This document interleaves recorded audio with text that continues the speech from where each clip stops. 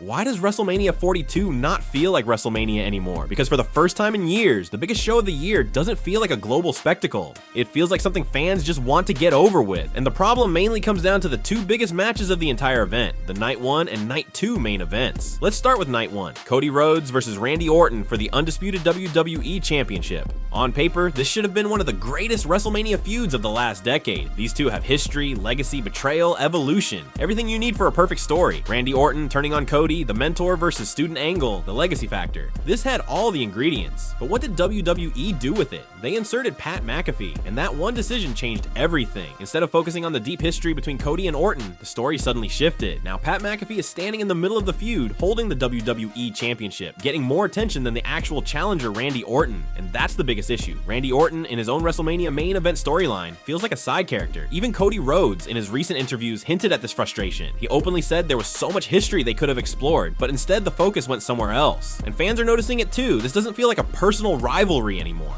It feels like a celebrity segment. And this is not the first time WWE has done this. Last year, we saw Travis Scott get inserted into a major storyline involving John Cena. It got backlash. Fans didn't like it. And yet, here we are again. This obsession with adding celebrities into major WrestleMania feuds is slowly killing fan interest. Because fans don't come to WrestleMania to see celebrities take over main event storylines. They come to see wrestlers finish their stories. And because of this, something even worse has happened. Fans don't even care about the outcome anymore. A lot of people want Randy Orton to win his 15th world title. They want to see that moment, but not like this. Not with Pat McAfee being a central part of it. In fact, many fans don't even want to see Randy win at WrestleMania anymore, just because it means more of this storyline continuing, and it gets even more predictable. There are already teases of a follow-up tag match after WrestleMania, possibly involving Pat McAfee teaming with Orton and Jelly Roll aligning with Cody Rhodes. If that happens, then it almost confirms that Randy Orton is winning at WrestleMania, and that's the worst part. The result feels spoiled. When your build-up starts giving away the ending, you've already lost a big part of what makes WrestleMania exciting. So what was supposed to be a historic feud now feels like just another match. Now let's talk about Night 2, CM Punk versus Roman Reigns for the World Championship. This one actually started strong. The first few promos between Punk and Roman felt real. They felt personal. There was tension, there was history, there was something to prove, fans were invested, but then it started falling apart. The intensity dropped. The promos became repetitive. Instead of escalating the rivalry, it started feeling like both guys were holding back. Roman calling Punk old didn't hit the way it was supposed to. Punk tried to go personal, but Roman didn't match that energy, and that imbalance hurt the feud. Then came another issue. Roman Reigns missing an episode of Raw. Right when things needed momentum, one of the biggest stars wasn't even there. Punk did his part, he delivered a solid promo, but without Roman there to respond, the energy just dropped again. And then came the final face-to-face, the last Raw before WrestleMania. This was supposed to be the moment, the final push, the segment that makes you say, I can't wait for this match. But that's not what happened. Instead, it felt like both guys were praising each other more than building hatred. It turned into more of a, you're great, I'm great exchange, rather than, I'm going to destroy you. And that's not what fans want before a WrestleMania main event. They want tension, they want anger, they want that feeling that these two can't stand each other. But instead, it felt like mutual respect took over at the worst possible time. And because of that, even this match, which had huge potential, started losing its edge. Now don't get it wrong, this is still a big match. Roman Reigns versus CM Punk is a dream match. It's still bigger than most things on the card, but it's not hitting the level it should be. And when both of your WrestleMania main events are under-delivering in terms of build-up, that's a serious problem. Because WrestleMania isn't just about matches, it's about moments. It's about stories reaching their peak. It's about making fans feel like this is the biggest event in the world. But right now, that feeling is missing. And a lot of this goes beyond just these two matches. Since TKO took over, there's been a noticeable shift. Ticket prices have gone up massively. Fans are struggling to afford seats. And for the first time in a long time, WrestleMania tickets aren't even fully sold out. That says a lot because WrestleMania used to sell itself. Now it feels like WWE is trying to force hype instead of naturally building it. And when you combine that with questionable creative decisions, celebrity involvement, weak buildups, and predictable outcomes, you get a WrestleMania that doesn't feel like WrestleMania. So now the big question is, has WWE fumbled both main events of WrestleMania 42? And more importantly, who do you want to see walk out as champions at the end of Night 1 and Night 2? Let me know in the comments.